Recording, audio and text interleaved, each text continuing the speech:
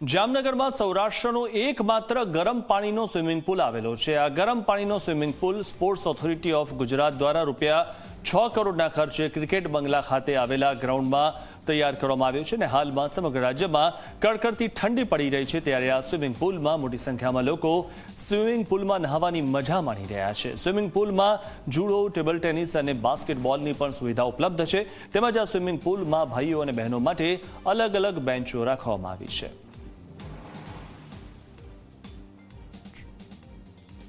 અહીંયા 3 મહિનાથી આવું છું। અહીંયાનું પાણી બહુ જ સરસ છે અને ગરમ છે। બાકી બધી સ્વિમિંગ પુલે પાણી શિયાળો હોય તો ત્યાં બંધ કરી દે છે ને અહીંયા ગરમ પાણી હોય છે તો બહુ જ સરસ રીતે ચાલે છે અને અહીંયાના સર પણ પ્રેમથી સમજાવે છે એટલે શીખવાની મજા જ બહુ ઝાઝી આવી જાય છે।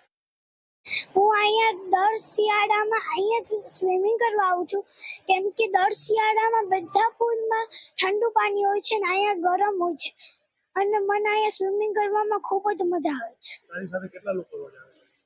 મારી સાથે રોજ ઘણા બધા લોકો આવે છે।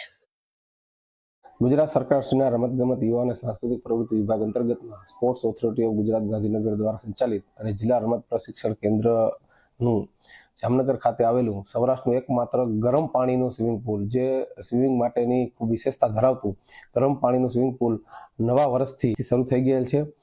જેની અંદર અમારે સ્વિમિંગ પુલમાં સવારે 6 થી લઈને બપોરે 11 સુધી અને 3 થી લઈને રાતે 8 સુધીની અલગ અલગ બેન્ચો છે। 4 બેન્ચો જેમાં જેન્ટ્સની છે, 3 બેન્ચો લેડીઝની છે અને 3 બેન્ચો બાળકો માટેની છે। તો આ ગરમ પાણીના સ્વિમિંગ પુલમાં નવા વર્ષથી અમારો આગ્રહ છે અને અમારી જાહેર જનતાને અપીલ છે, જામનગરની જનતાને, કે સૌ વધારેમાં વધારે લાભ લઈ અને વધારેમાં વધારે આમાં અમારા સ્વિમિંગ પુલમાં જોડાય એવો અમારો આગ્રહ અને અપીલ છે।